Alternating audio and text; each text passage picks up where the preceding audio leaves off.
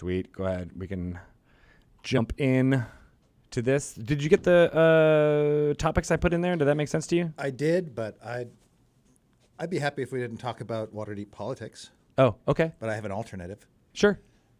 Waterdeep vampires. Waterdeep vampires? Yeah. Ooh, awesome. Let's do that. That sounds fun. But the code legal made sense to you? Yeah, that's fine. It's a short topic, relatively speaking. But we can we can pad it out to talk about just, getting arrested. Sweet. All yes. right. And what that might mean, right? Exactly. Yeah. Because I actually, I started playing. So I have some dungeon mastering questions for you. Are we good? Are we live?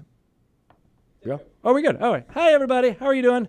We are going to do some fun lore you should know segments. We might try to knock out 2 of them here right now. Ryan, you all ready?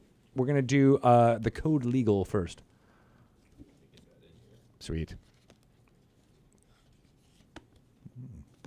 Exactly. I should probably read this. Yeah. It's Jarlaxy. Jarlaxily. If I'm going to know all that's happening. Exactly. Right Right up in there. Did you notice I did that a couple times when I was like, man, I'm going this way. I can actually, I don't have to bend over and have my back be hunched. I can move this to wherever I need to be. So, did I hear the clicks? Yeah. Okay. Welcome to another segment of Lore You Should Know. I am Greg Tito, and I am joined by Mr. Chris Perkins. Yes. Hello. Hi. Today on this segment, where we go through some of the fun little bits and bobs of Dungeons & Dragons lore for your interest or use in your game, we are going to talk about the code legal of Waterdeep and what that might mean for your players, as well as maybe just law systems in general for your major cities in your game. Yep. So what is the code legal of Waterdeep? The code legal is a summary of all of the various crimes that can be committed in the city and their associated punishments. So it covers, it's divided into 4 kinds of crimes. There are crimes against lords, officials, and nobles. Very, very important. Broad category, Yeah. and of course Yeah. it needs its own Of course it gets entry. its own. There are crimes against the city itself. Whoa, how would you define that? Like, for instance, well, I can pick out some examples. Arson, Oh, lighting the city on fire. that's against the It's a city as a crime whole, against the right? city, Because it's not yes. just against the property Correct, owner. Yes. But it's also things such as fencing stolen goods within the city, Okay. stuff like that. So anything that doesn't qualify as a crime against someone is basically going to fall into the category of a crime against the city. And what's that punishable by? It depends. There's which one? Oh, no, Like- the crime against the city. Well, it depends on the crime. Oh, all right. So the punishment fits the specific crime, and we'll talk a little bit about that. In addition to crimes against lords, officials, nobles, and crimes against the city, you can also have crimes against the common citizenry, and you can have crimes against the gods. And we can talk a little bit about what each of those categories entails. Okay. Now, the different types of crimes carry the different kinds of punishments, and they range from anything from an edict, which is basically, don't do that anymore. And if you do that again, something bad's going to happen, to death for serious crimes such as treason. And Is that the worst punishment out death? there? Death is pretty bad. Death tops the list probably, and then there's exile. Right. You're not allowed back in the city for a determined amount of time. You are dead to me. Was that was that Flogging is a penalty. Hard labor is very popular. Imprisonment, slightly less popular because then you're taking up space in Castle Waterdeep. Right. Then there's fines and damages. The difference between a fine and a damage, of course, is a fine is payable to the city, and damages are payable to an individual whom you have offended. Ah, that makes sense. Yes. And so if you are doing one of these activities or crimes in the city, you are going to come up against the city watch. Yes. They will arrest your butt and take you to a magistrate. Sometimes there's a delay, and sometimes there's not. In fact, some magistrates actually patrol with city watch guards. Oh, so they can make and snap thus they judgments. can make snap judgments. Exactly. Oh. And a magistrate has great latitude in administering or determining guilt or innocence and administering punishment. Doesn't need any lawyers. Wow. Can just take whatever information they can get out of whatever, witnesses or what have you were on the scene, and then pronounce judgment immediately and then give sentence immediately. Wow. How often does that happen? Is that rare or is that pretty common? Pretty common. Really? Yeah. Okay. Yeah. So the first category of crimes against lords, nobles, and officials. Among the crimes that you can commit against these individuals are assault or impersonation, which is very serious. That carries a punishment of death. If it's a lord, if you're impersonating like an official or somebody, generally speaking, it's a lesser punishment like a flogging or imprisonment up to a 10-day and a fine. Right.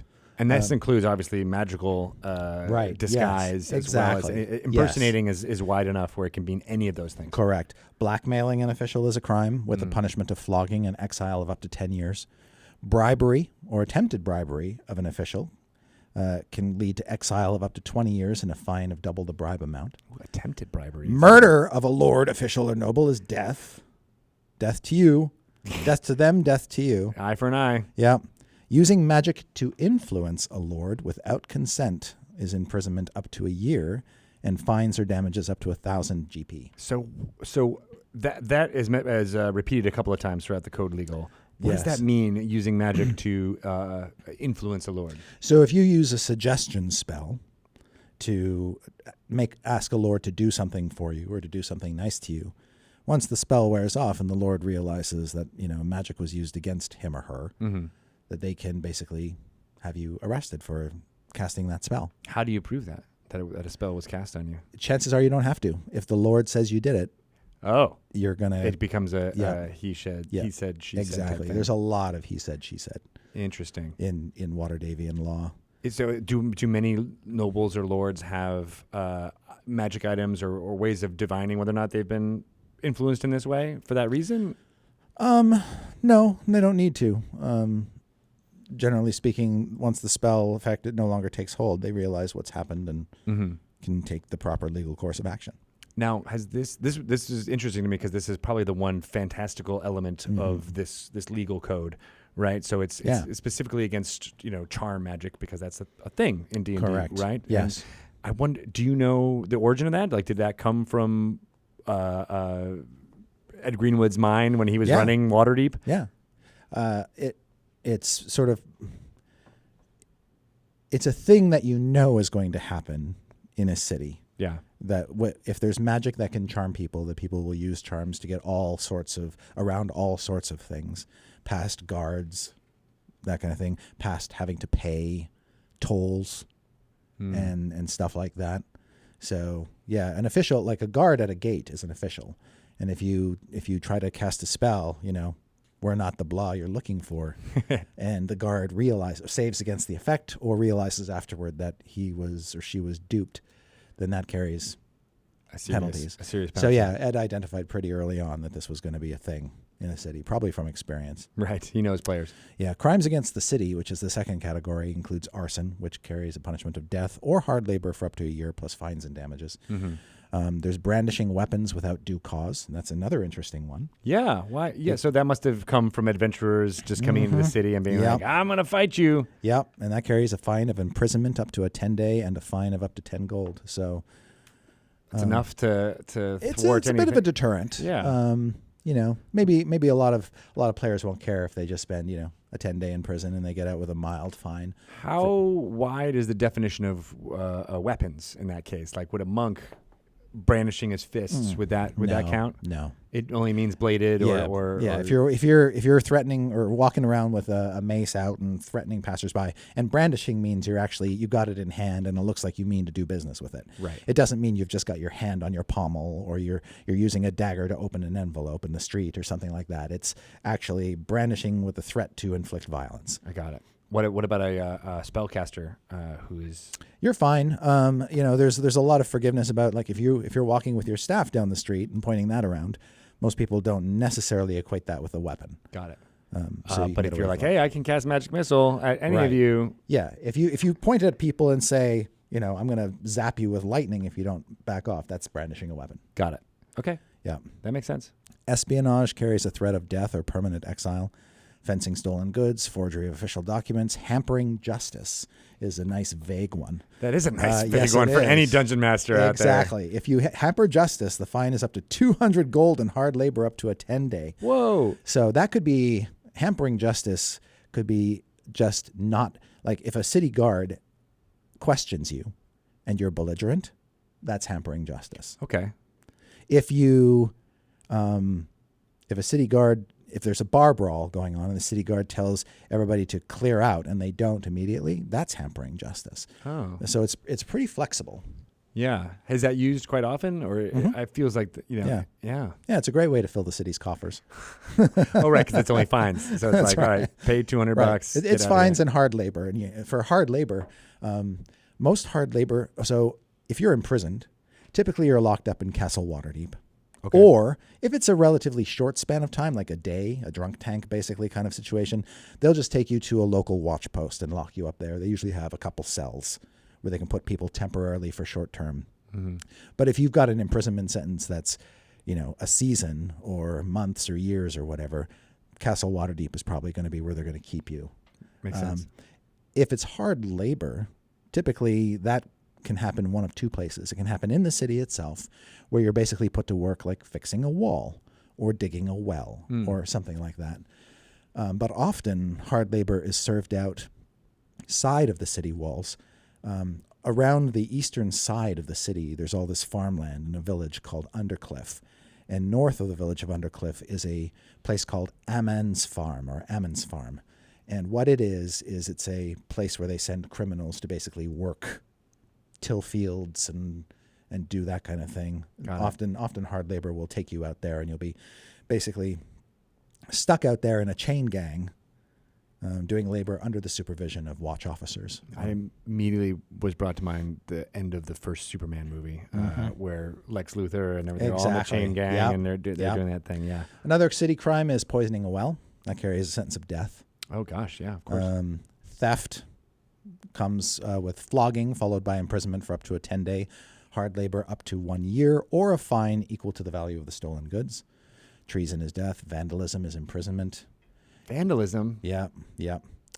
So even just like writing up a graffiti or anything like that? Right. Or vandalism? Yeah. Vandalism, imprisonment up to a 10-day plus fine and damages covering up to the cost of repairs plus 100 gold.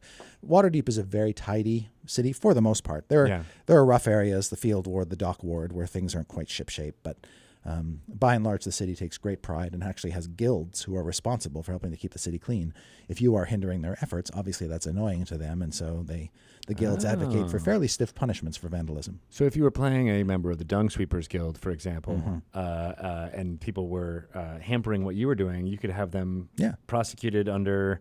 Of course. Crimes against the city? Under the code legal, crimes against the city, absolutely. Excellent. I will be using this. The third category is crimes against the gods, which is assaulting a priest or a lay worshiper, disorderly conduct within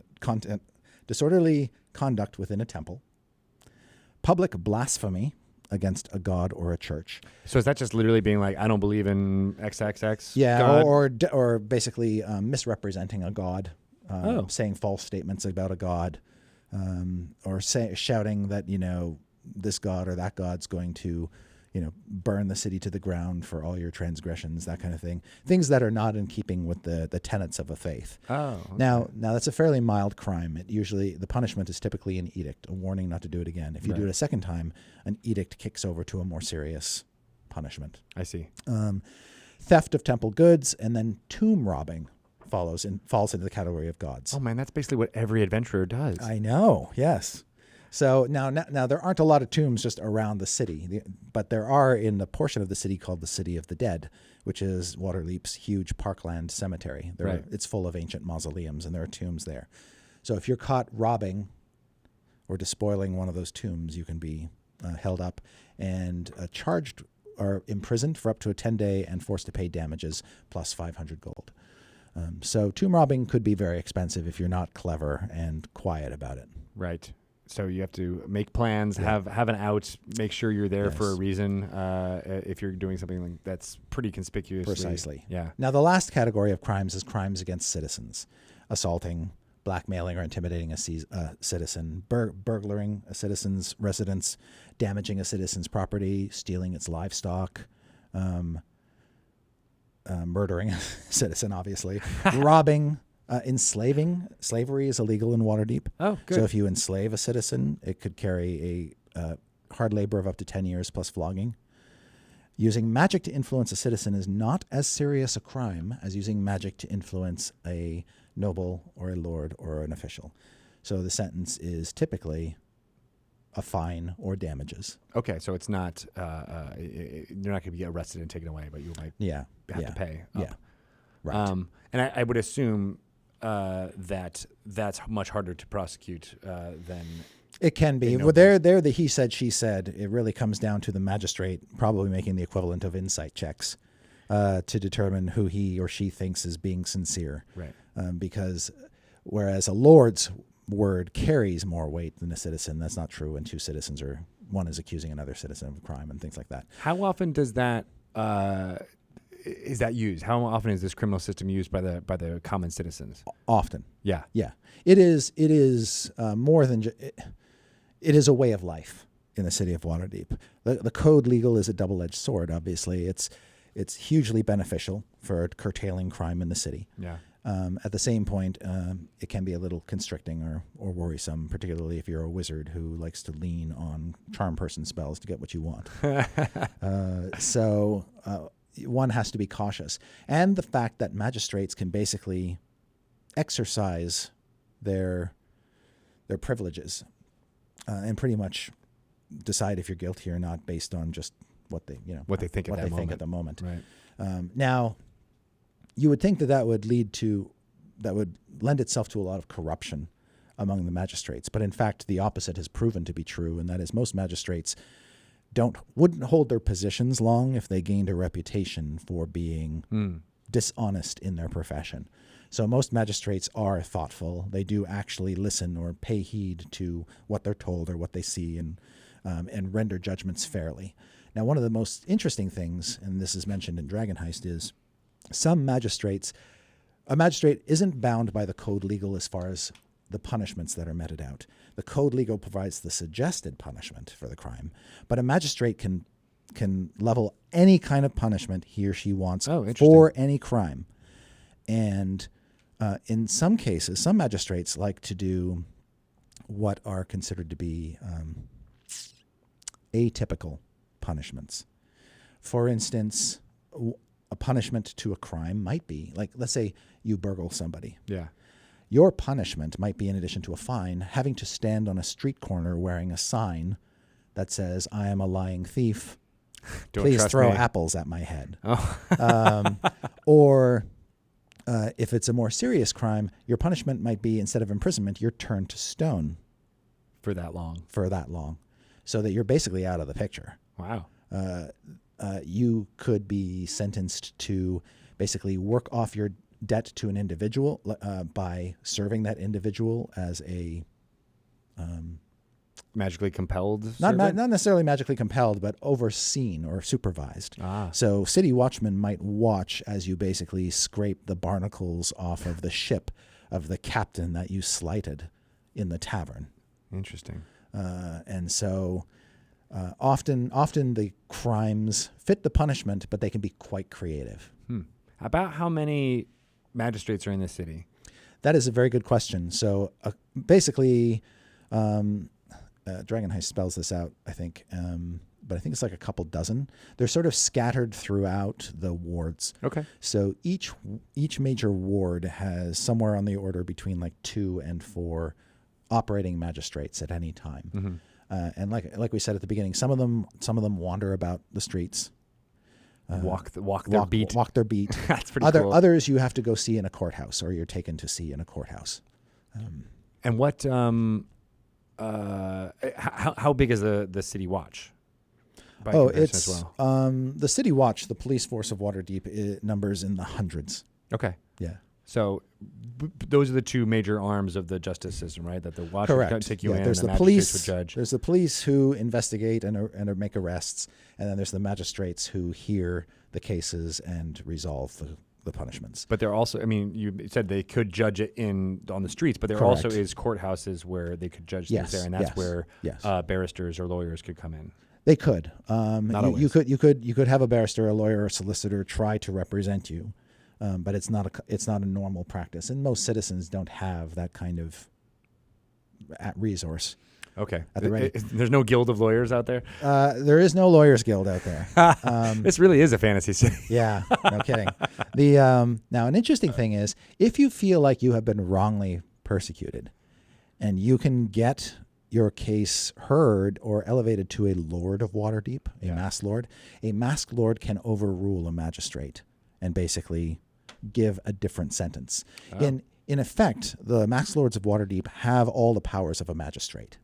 Got it. And can serve as a magistrate if a case is brought to them. Now, generally speaking, you don't know necessarily who a masked lord is. Right. So if you do manage to get your case brought before a masked lord, chances are you're seeing them in their regalia so that you don't know who they are. And, they're no different in effect from any other magistrate. All right. Good to know. You got to work on unmasking them or if someone has. But what's interesting is if you have, let's say, for instance, your character does have some affiliation with a masked lord. That gives you a tremendous amount of power. If that masked lord is beholden to you for some service rendered or what have you, you can get your crimes thrown out just because of who you know. Oh, so right. That's important. Yes. It's going to be very important in Waterdeep Dragon Heist as well. In Dragon Heist, for instance, one of the side quests that you can go on has the potential to turn you into an ally of Mert, the moneylender, and he is a masked lord. So if you're willing to do something for him, you can then, if you get into trouble later on, go to him, and he can essentially absolve you or rid you of the punishment for your crime. And that's a pretty good ace to have in your pocket. Yes, for sure. Very interesting. Cool. Well, lots of great stuff there for players and dungeon masters alike as they prepare to run Waterdeep Dragon Heist. I love as a DM, the sooner that the players can get a copy of the Code Legal in their hands, and there's a handout in the product, the better off your campaign will be, because I think when it comes to laws and the Code Legal, transparency is key. Yeah. Because it is not as freewheeling as other settlements in the Forgotten Realms are. Yes, and you can ask any character can ask any city watch captain for a copy of the Code Legal, and they'll be more than happy to provide you with one. Nice. Who prints all those copies? They have printing presses in Waterdeep, so probably the watch pays some local printer to do it. Nice. Yeah, that could be a side quest unto itself. Shabbat, if you were All right, fun stuff. Yep. I as always talking to you, I'm inspired for more fun story things, so I'm excited. Very cool. All right. If people wanted to ask you anything about what's going on in Waterdeep Dragon Heist, how can they get in touch with you? I am on Twitter at ChrisPerkinsDND. And you can ask me none of those things, but I can probably help at Greg Tito on Twitter as well. Thank you so much. And we'll be back next week with some more fun stuff. Woot. Excellent. See, that was 25 minutes. Yeah. We can get a lot. Amazing. What was and the other one? Vampires of Waterdeep. Vampires of Waterdeep. I didn't realize there were vampires in Waterdeep. So now, there we go. Excited. Let us know when you're ready, there, Ryan.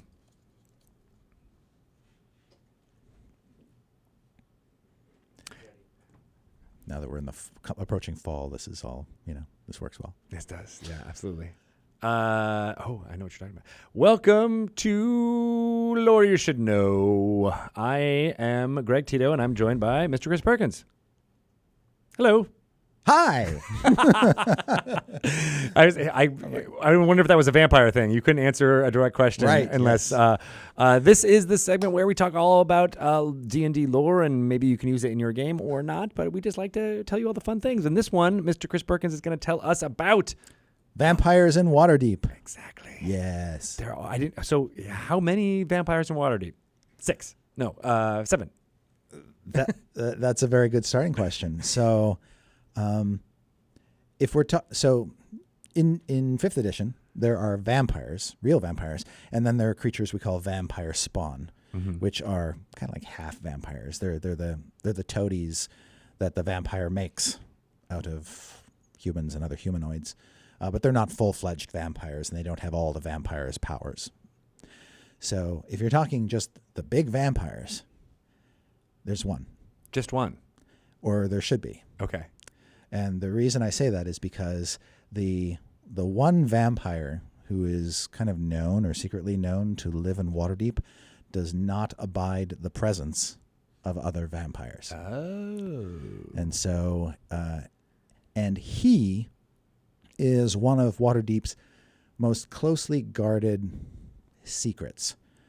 That is to say that the lords of Waterdeep know that he exists, but it does not serve the greater population to know that a vampire is allowed to live in the city effectively. Yeah.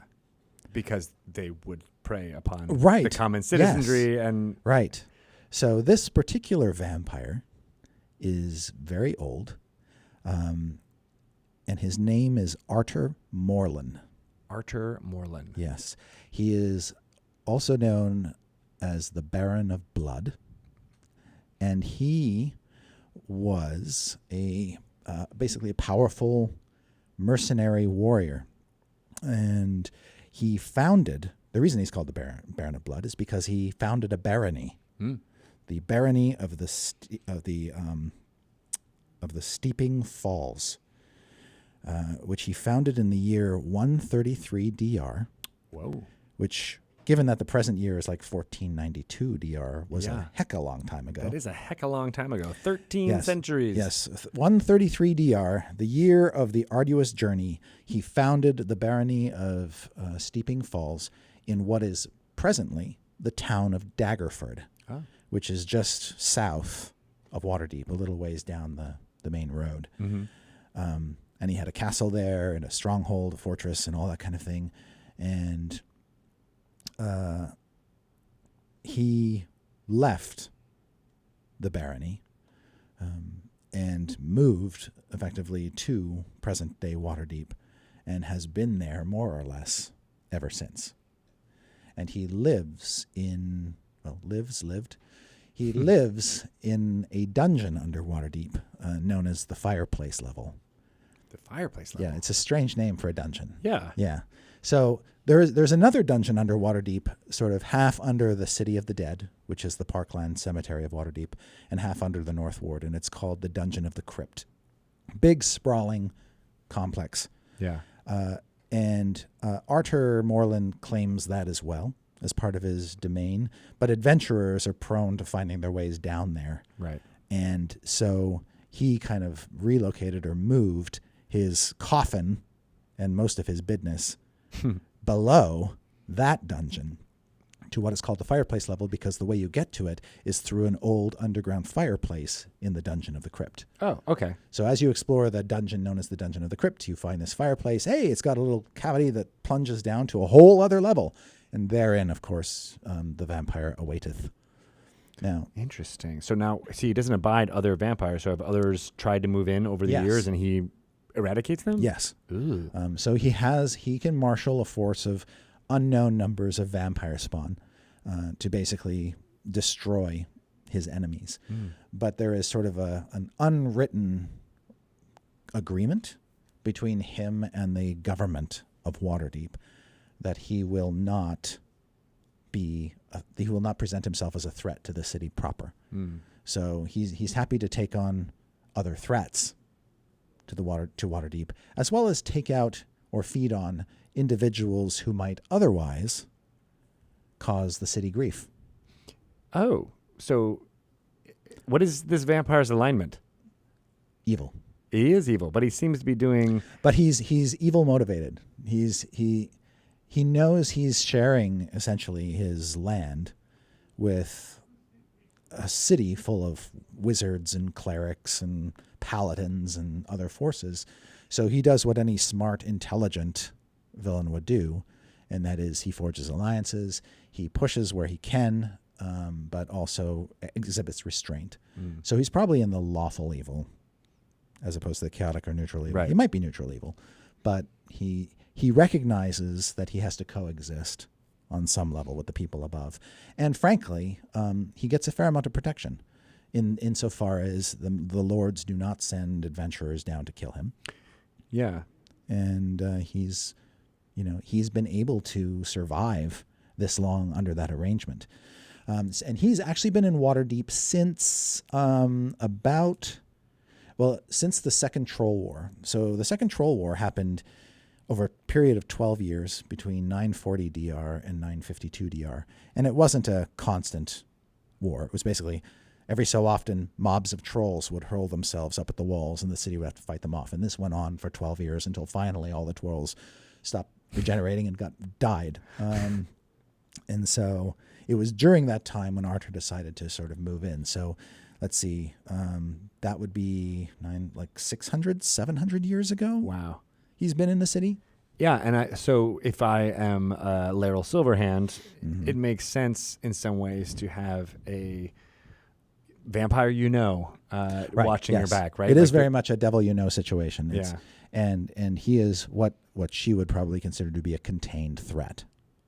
He's not going out and right. They're not getting reports of vampire attacks across the city. That's right. Yeah, merchants aren't getting turned, and vampires aren't crawling up out of the sewers and just attacking people willy-nilly. That's not to say people don't disappear. And I'm sure in a few instances, troublesome adventurers have deliberately been sent down into the Dungeon of the Crypt so that Artur can get rid of them. Oh, it's a way of ridding the city of pesky adventurers. Oh, so there is that. That's a smart move as well. Yeah, because he's been living so long. He is a uber powerful vampire. He's pretty darn powerful. Yeah. He sort of has in the lore of the game. He's typically been sort of part fighter, part blackguard. Mm-hmm. So he sometimes has some spellcasting ability to back up on. So he's not your stock and trade vampire. Got it. And in D&D terms, we don't necessarily equate length of vampire life with power level, right? No. So, So he's just been able to survive for so long because of his nature. That's right. What else do we know about him? What are his goals at this point? What is he trying to just live? Does he have any overarching, things that he's trying to do? So I'm glad you asked. There are a number of goals, some of which will come up in the future. Mm-hmm. It's no mere happenstance that I'm talking about this guy now. I don't want to go too far into specific details, but suffice to say, yes, he does have plans. Yes, those plans will probably come to light very soon. One of the first places you'll get a hint, maybe just a hint of what he's up to, is in Dungeon of the Mad Mage. Okay. And that's because in Dungeon of the Mad Mage you learn there's a vampire also in Undermountain. Artur doesn't like that, so there may be something going on there. That makes sense. So right. Because Undermountain is also below the city of Waterdeep. So he is continuing to pursue his goals of eradicating any other vampires that haunt the city or the dungeons underneath it. But he's got sort of primary goals, which will be revealed soonish. Sweet. Does he make an appearance in Dragon Heist? He does not. Not for lack of trying. In fact, little behind the scenes, behind the curtain business here. When we first brainstormed Dragon Heist as a story, we wanted to get Artur in, and we actually did concept art of him, a number of iterations and refinements to that art, with the belief that we'd be able to shoehorn him in. But after a while, for various reasons, we just pushed him out and decided to save him. Got it. Makes sense. But listening to this now, it's totally possible for dungeon masters to weave in Artur's presence in Waterdeep if you like vampires. Absolutely, yes. So he's there, and he could surface at any time with grand plans. And it could be, some of the ways that you could use him include, maybe something has been stolen from his dungeon by some adventurers and he wants it back. And so he sends his agents throughout the city to track these adventurers down and possibly kill them to get it back, which sets up the mystery of who killed the adventurers and why. Another possibility is that there is a new masked lord who's, very strongly associated with one of the good temples in the city and wants to sort of throw his weight around by basically presenting Artur Morland's head So I finally got rid of this menace, Yeah. not realizing that there's sort of a delicate equilibrium of power in the city that sort of keeps him at bay. And so this Mass Lord's efforts to get rid of the vampire incites a conflict. Maybe the Mass Lord sends the adventurers off to find and kill Artur Morland, and it's only later that the adventurers realize that the damage that could do. Right. Or I even like the idea, since a lot of the adventurings will be at lower level, that one of the rivals of the adventuring party in Dragon Heights sends them down to deal with Artur with the hope that they would be killed. Like I love that as well. Yeah. And if you're looking for sort of more details about the Dungeon of the Crypt and the fireplace level, it was Dungeon of the Crypt was fleshed out for 3rd edition back in Dungeon Magazine issue 127, I think. I believe you. By Eric Boyd, who wrote a lot of the Forgotten Realms material for 3rd edition. Sweet. So it wouldn't be that strenuous of an exercise to take to convert that for your game if you want to do, or at least plunder it for ideas. Nice. Yeah, and maybe more folks listening to this will then take that and adapt it and put it up on the Dungeon Masters Guild for an encounter there, because that'd be wonderful. Absolutely. For people to jump into. Yeah. Great. Well, if people have more questions about Artur and how to potentially use him in their game, come Halloween, it seems like a perfect addition if you wanted to get some fun, Barovian character going on in your Waterdeep campaign. How can they get in touch with you? I'm on Twitter at Chris Perkins DND. Excellent. I am at Greg Tito, and that is Laurie Chanel. Thank you, guys. We'll be back with another segment soon. Excellent. Yeah. Good deal. All right. Groovy. Thank you, everyone who has been watching us for the last few hours. We have lots of stuff going on twitch.tv/DND going forward this week, including a 1 hour Mike Merle's Happy Fun Hour. Dragon Plus has got 2 guests tomorrow. I think Jordan Komar and Shelly Mazanoble will be on Dragon Plus. I will be there for an hour on D&D News before we have episode 110 of Dice Camera Action on Tuesday at 4 or 109? So 109. 109. Yep. Excellent. Any guests? Sam Sykes returns as Cozen, the trustworthy drow. You have not killed him yet. Not yet. Not for lack of trying. Yes. But yeah, he'll be back. And they're deep in the Xanathar's lair, so anything can happen. That'll be tons of fun. Episode 109 of Dice Cozen Action. Right. Yes. Awesome. So thank you, guys. We'll be back with lots of more fun stuff going on. We got Dice Friends, I believe, we're hosting after this, right? At 5. I'll be here doing some more fun recordings in front of this microphone, but thankfully they will not be streamed, so I don't say some swear words. All right. Thank you, guys. We'll be back. Bye-bye.